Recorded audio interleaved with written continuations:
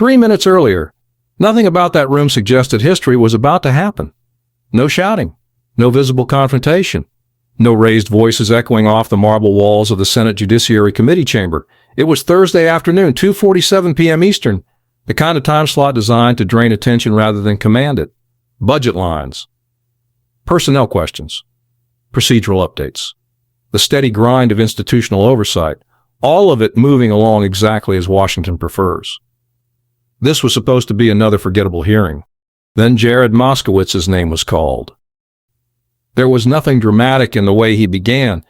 No raised voice, no rhetorical flourish, no visible signal that anything unusual was coming.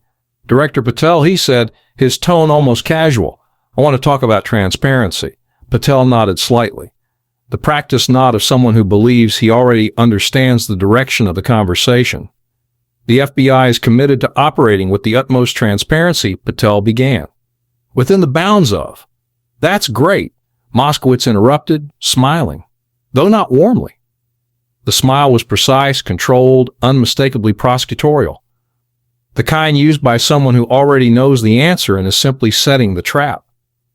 Because I have some documents here that I think the American people deserve to see. He reached down and lifted a thick crimson folder onto the desk. Heavy, tabbed with yellow sticky notes. The kind of folder that announces its purpose before a single page is turned. Patel's expression did not change immediately, but his fingers tightened against the edge of the table, just slightly, just enough to betray awareness. Congressman, Patel said evenly, I'm happy to discuss any materials that have been properly cleared. These are cleared, Moskowitz cut in. Declassified as of 11 p.m. last night. Public domain. Which means I can read them out loud right here, right now, and there is not a damn thing you can do to stop it. The room shifted, not loudly, not visibly, but unmistakably. Everyone in that chamber understood that something irreversible was about to occur. Moskowitz opened the folder. These are FBI documents related to the Jeffrey Epstein investigation. Specifically, materials detailing individuals who visited Epstein's properties, flew on his aircraft, and appear in witness testimony. He looked directly at Patel. You're familiar with these files, correct? Patel's jaw tightened. Congressman, the FBI maintains extensive records related to many investigations, and without seeing the specific.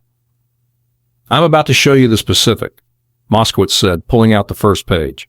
This is a visitor log from Epstein's Palm Beach residence, dated March 14, 2003.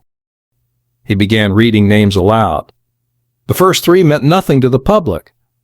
Anonymous figures lost to history. The fourth was a hedge fund manager whose association with Epstein had already been reported years earlier. Nothing explosive yet. Then Moskowitz read the fifth name. The silence was immediate and absolute. Not the polite quiet of an audience listening carefully. The kind of silence that occurs when 50 people collectively stop breathing. Director Patel.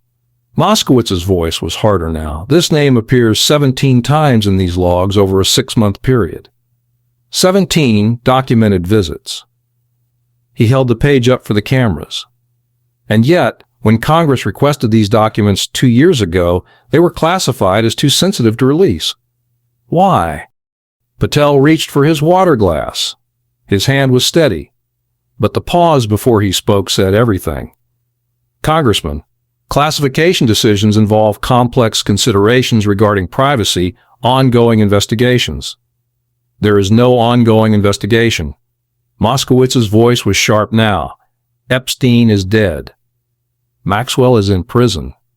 This is not about protecting an investigation. This is about protecting powerful people. Then he escalated. He pulled out a second document. Thicker, printed on heavier paper, unmistakable official letterhead. This, he said slowly, is a flight manifest from Epstein's private jet, dated July 22, 2000. He paused deliberately, letting the date settle into the room. The passenger list includes 4 names. 3 have been made public over the years. The 4th name was redacted in every previous release of this document.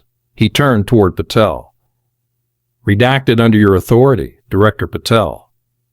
3 months after you took office. Patel opened his mouth. Moskowitz raised his hand. I'm not finished.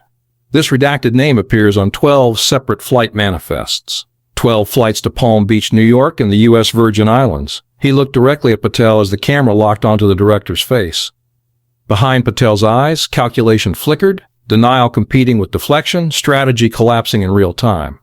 That redaction was removed last night during a classification review, which means for the first time, the American public can see who was on those flights. He turned the document toward the cameras.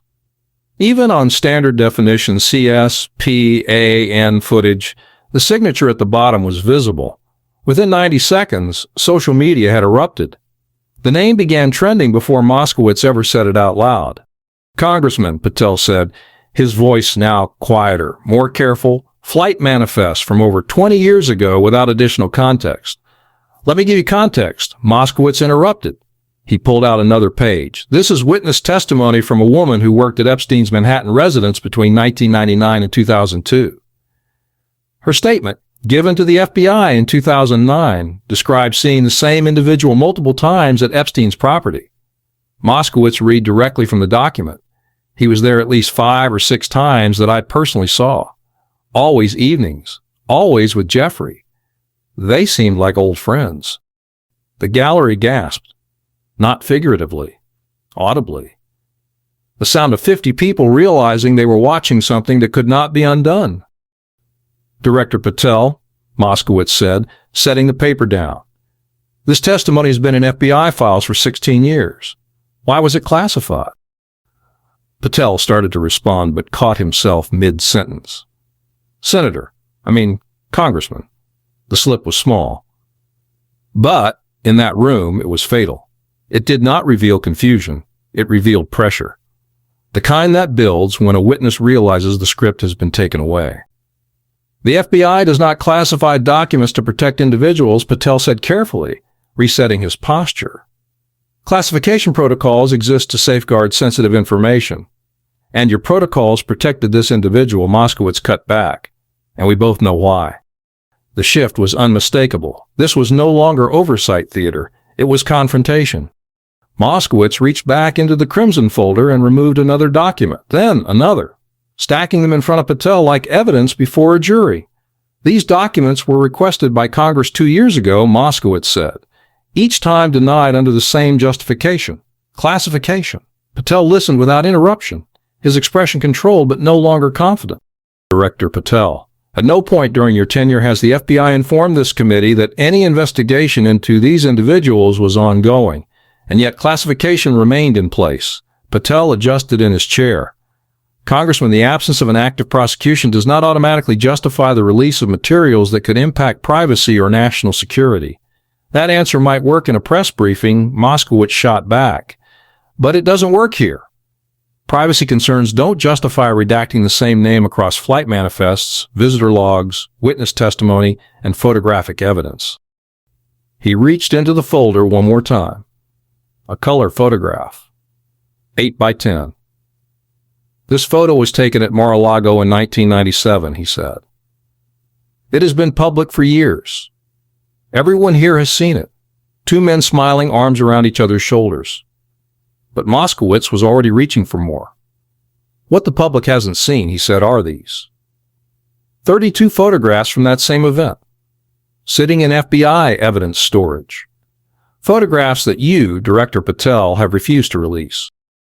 Patel's forehead glistened under the hearing room lights. His attorney passed him a folded note. Patel glanced at it, pushed it aside. Congressman, his voice strained, the release of investigatory photographs requires careful review to ensure we do not compromise. Compromise what? Moskowitz's hand came down on the desk. The microphone jumped. Epstein is dead. Maxwell is in prison. There are no ongoing prosecutions to compromise. Moskowitz stood up. Director Patel, I'm going to ask you a direct question and I want a yes or no answer. Can you do that?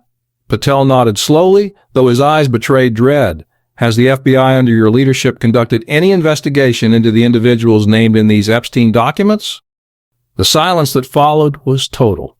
Not the kind of pause used for emphasis. A vacuum, empty and consuming. 23 seconds passed. In a congressional hearing, 23 seconds is an eternity. Patel looked down at his papers, then at his lawyers. They offered nothing. He glanced back toward his aides. They stared fixedly at their laps. He was alone.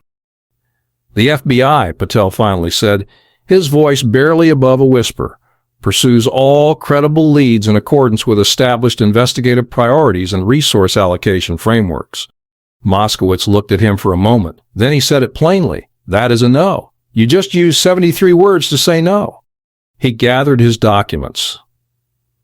Let me tell you what I see, Director Patel. I see an FBI that classified documents to protect powerful people, not national security. I see a director who spent 11 months burying evidence. And I see a man who's sitting here under oath just used 73 words rather than say one. Then he held up a single sheet of paper. One more document. This is a Department of Justice memo dated 3 months after you became FBI director. It directed the Classification Review Board to conduct an expedited review of all Epstein-related materials containing references to current or former government officials. He looked up. It's signed by your deputy director. Did you authorize this memo? Patel's mouth opened, then closed. I don't recall the specific. You don't recall, Moskowitz repeated slowly. This memo resulted in 23 documents being reclassified. 23 documents previously cleared for release. Every single one containing references to the same name on the flight logs, the same name in witness testimony, the same name in the photographs you won't release. That is not coincidence. That is a cover-up. And you are sitting here under oath. Patel tried once more. Congressman, I categorically reject any implication that the FBI has acted improperly. Your commitment, Moskowitz cut him off, is to a power structure that protects itself. Your commitment is to ensuring that certain people never face consequences. The hearing technically continued after that. Questions followed about cybersecurity, foreign threats, procedural oversight. No one was listening, because everyone in that room understood that the damage had already been done. The hearing moved forward on paper. In reality, it was already over. What Moskowitz accomplished in those 11 minutes was not exposure alone. It was reorientation. He shifted the burden of explanation from critics to the institution itself, from speculation to documentation, from whispers to sworn testimony. The Epstein files were no longer a conspiracy narrative. They were congressional records. Patel had arrived prepared to deflect. He left having confirmed a visitor log, a redacted flight manifest, a 16-year-old witness testimony, and an expedited reclassification memo signed 3 months into his tenure. He confirmed them not by admitting them, but by failing to deny them. In Washington, that failure is its own kind of testimony. The Crimson folder is closed now. The 23 seconds of silence that preceded 73 words that meant no, that is in the record, right next to the name that appeared 17 times in the visitor logs, right next to the testimony that sat untouched for 16 years, right next to the memo that reclassified 23 documents nobody was supposed to see, all of it permanent, all of it public, all of it waiting for the question that has followed this case since the beginning. Why? After everything placed on the record, the answer is still being managed instead of told.